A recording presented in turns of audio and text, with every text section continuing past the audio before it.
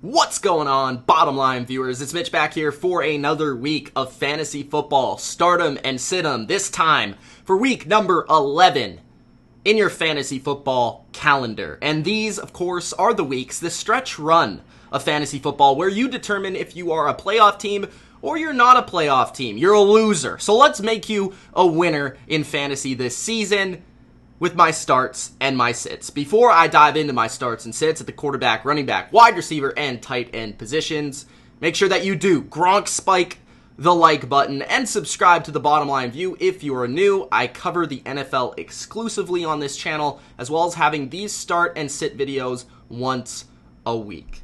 All right, let's get right into my starts and sits, starting off with the quarterback position. My starts at the quarterback position starts with Josh Allen.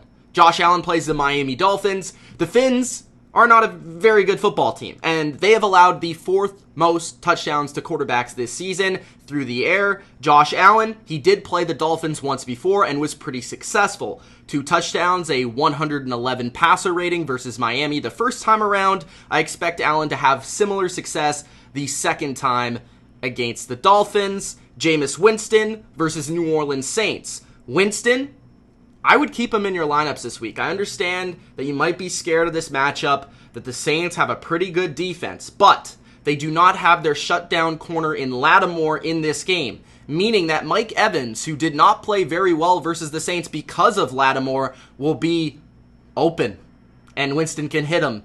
And whenever Evans plays well, Jameis Winston plays well. Winston is actually averaging close to 350 yards over the past 4 games, so I like him to continue that 300-yard pace this week in a shootout versus the Saints. Tom Brady is a start this week versus the Philadelphia Eagles. Tom Brady had a bye to study the Eagles a little bit more, to fix some of the flaws in the offense along with Josh McDaniels, and get in more of a rhythm with rookie N'Keal Harry and newly acquired Mohamed Sanu. So I feel like the Patriots offense is just going to be start hitting that stride for the stretch run of the playoffs. And Tom Brady plays this week, a team that, of course, he lost to in the Super Bowl. But if you remember that game, he threw all over this same secondary in Philadelphia for over 500 yards. This is a Super Bowl revenge game for Tom Brady, and he plays an average pass defense, a defense that's just 16th in their pass rush efficiency and just 16th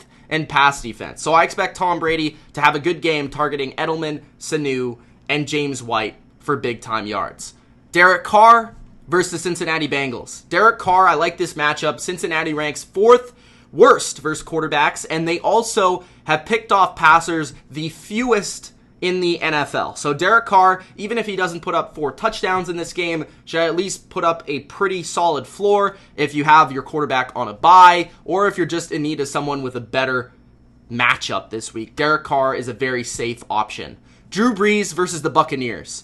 The Bucs are the worst team, in my personal opinion, at defending the pass. They have allowed the most passing yards per game this season. So Drew Brees didn't have a great game versus Atlanta, but I expect him to bounce back versus Tampa Bay. My quarterback sits, Jared Goff versus Chicago. Goff has struggled mightily this season. The offensive line has struggled, the running game has struggled, and really the Rams' offense has struggled, especially without Brandon Cooks. He's not playing in this game. Chicago, they ate him up last year when the Rams were a good offense, and now they play him when the Rams are a bad offense. They also are 7th best versus quarterbacks this season, allowing only 9 touchdowns this season. Carson Wentz versus New England. New England, to me, has the best secondary in football, and they've just allowed 139 yards per game on the road this season. No Alshon Jeffrey, probably in this game. The Patriots, they're number 1 versus quarterbacks this year, allowing only 3 touchdowns through the air and picking off 19 passes from quarterbacks. Kyler Murray plays the 49ers. The 49ers rank 1st versus the pass this season. I would not count on Murray. I understand he played well versus the 49ers the first time, but I would not count on that happening twice this season. If you have a better option, I'd probably go with that. Cousins versus the Broncos. The Broncos, they rank 4th versus the pass. They're actually a pretty underrated defense, especially versus the pass. And Kirk Cousins, he's no Adam Thielen again this week, Stefon Diggs will see a lot of Chris Harris. I think the way this game goes down is that Cousins doesn't really need to do much. I think the Vikings will just run the ball, run it effectively, and Cousins won't really be needed to have a big game. My running back starts. Austin Eckler versus Kansas City. Kansas City is the worst team versus running backs this season. They've allowed the second most rushing yards per game and the most receiving touchdowns to running backs. That's Austin Eckler's strong suit, is catching the ball. He has the second most receptions, maybe even the most receptions this year for a running back. So Eckler should have a good game versus Kansas City, rather on the ground or through the air, maybe even both. Singletary versus Miami. Miami is not very good versus the pass or versus the run. Miami has allowed the sixth most fantasy points to running backs this season. Singletary has consistently gotten more touches than Frank Gore since week 8, and he's actually averaging 6 yards per carry.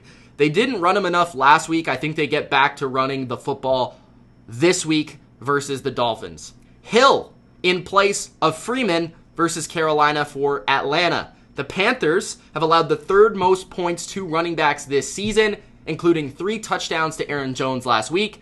I think Hill might get in the end zone this week, and he'll see a lot of touches. Le'Veon Bell versus Washington. Le'Veon Bell should be the way that the Jets try and move the football on the ground.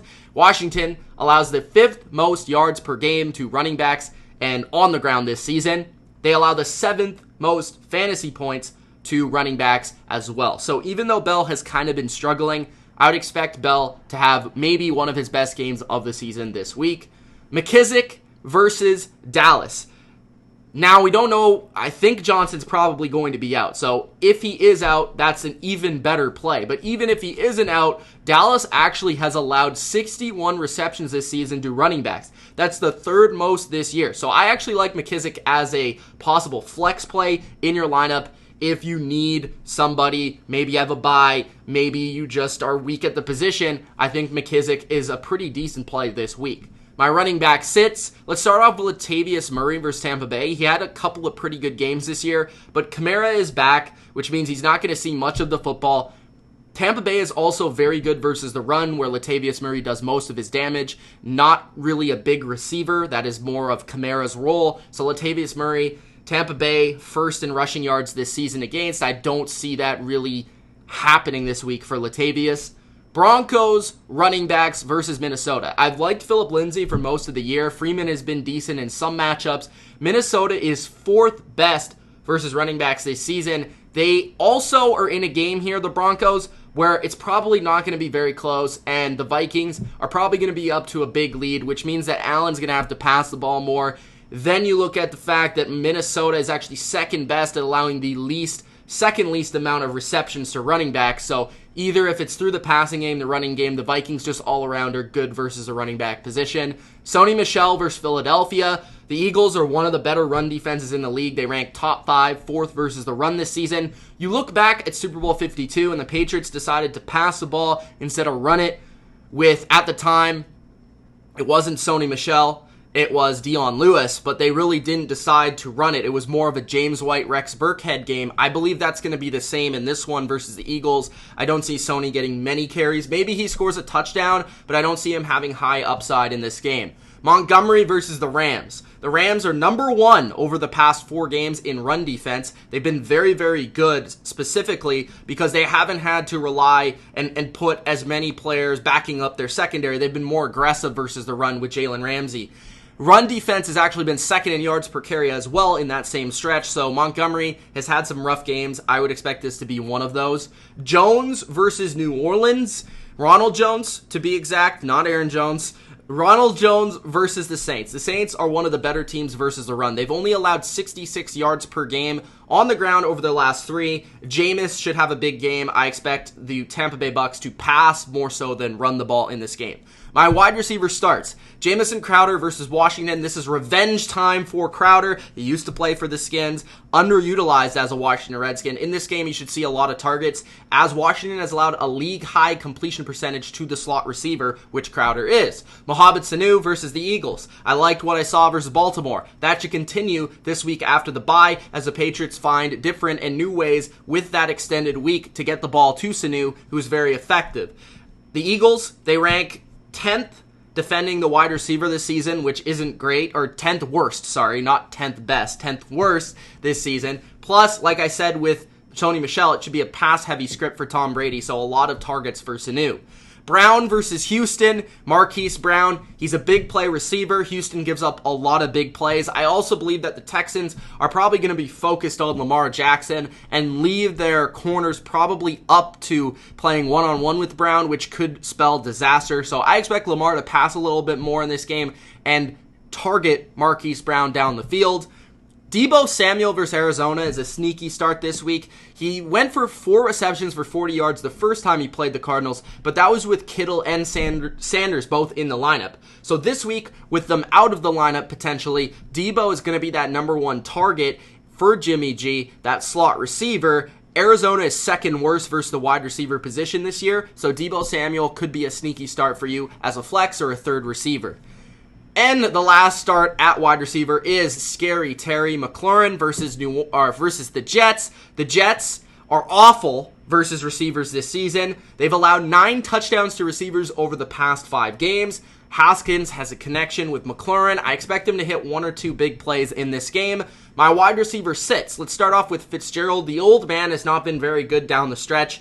And really, he's playing San Francisco, who have allowed the second least amount of receptions to the position. So Fitzgerald's usually a high volume guy. That won't be the case in this game. Stefon Diggs versus Denver. He plays Chris Harris, who's shut down pretty much every number 1 receiver, including Odell, Allen Robinson, all the guys that he's really played this season. So I don't love it. I think the Vikings won't really need to pass the ball to Diggs in order to win this game. So I would shy away from him if I have a better option.